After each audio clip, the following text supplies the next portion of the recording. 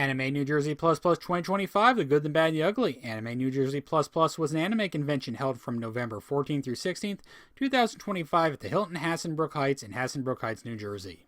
This was the second year the convention would use the Hilton. Let's see how they did. I do apologize for the lateness of this review.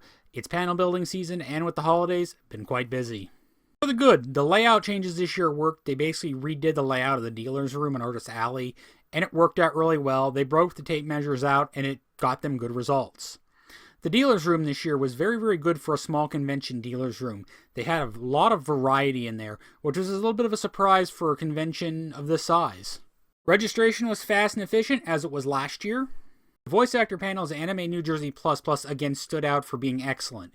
Anime New Jersey tends to get a lot of voice actors who actually can talk. A lot of them don't know how to hold really good QA panels.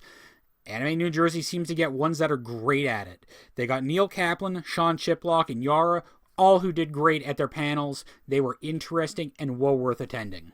For the bad, nothing was downright bad. For the ugly, what should have been better? Before I talk about the panel rooms, I do want to say this is a nice con to panel at. The staff is very helpful and the submissions are very easy to do.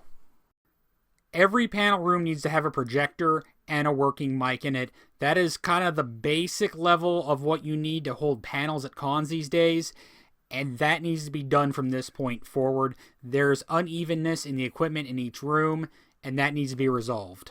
It's time for the convention to adopt time buffers between panels, or you have to have a monitor at every room. They need to start having 15-minute buffers between panels to allow panelists time to set up, break down, talk to people who are in the panel room. Yes, it's going to cost the convention some panels, but it avoids overlaps, and it seemed to be a problem this year at the convention, even with people who tried really, really hard to end on time. Most conventions have gone to this 15-minute buffer model, and Anime New Jersey Plus Plus needs to do the same. I don't know if monitors would work at this con. I think this con's running with a limited number of staff, so I think putting in the time buffers would be the better option. The next two issues are easy to solve. The convention needs to have panel descriptions and schedules at the doors, both printed off. It would fix both problems doing that. Unfortunately, it was hard to find, or if it was even printed at all, what the panel descriptions were at the con this year. And not having a paper schedule at least taped to the door kind of made it difficult to find out what was going on in what panel room. This is the second con in a row now I've seen conventions not doing rigorous 18+ age checks before panels. And as a panelist, I do have concerns when age checks are not going on by the staff before an 18+ panel.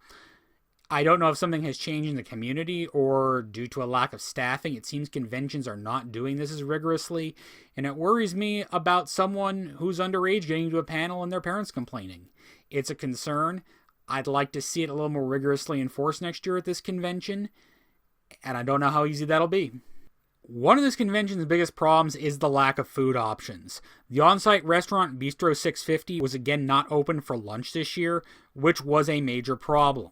This convention could really use several food trucks. It would help the convention out a lot. Aside from walking to the 7-Eleven next door, which had options, really nothing else was walkable in the area. My group ended up taking a walk over to Fluffy's Hot Chicken, which was about somewhere between a 1 or 2 mile walk round trip, which was fine, but the area this convention is really not walkable. If you felt comfortable that you would get a parking spot when you came back, you could go down to Teterboro Landing. There were several options there, some of which did not impress me in the end. Or you'd have to do ordering with food apps, and some people aren't comfortable with that. This convention needs to kind of take the food situation in hand and figure it out. It's one of the weaker conventions right now, food-wise. The game room needed more variety. It was mostly consoles, and a few arcade machines would have really helped the depth of that room.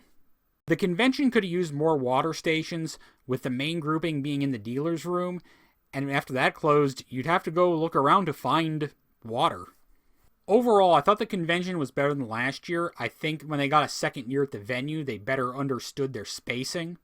It does need food trucks, more food options of some sort. That's one of the convention's biggest weaknesses. While the panel quality was pretty good overall, the panel rooms do need work.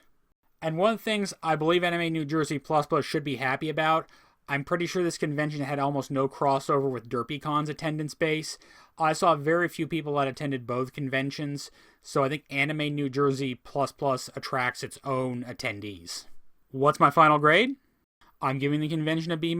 Again, I feel overall the changes worked this year, but there is room for improvement. Thanks for watching.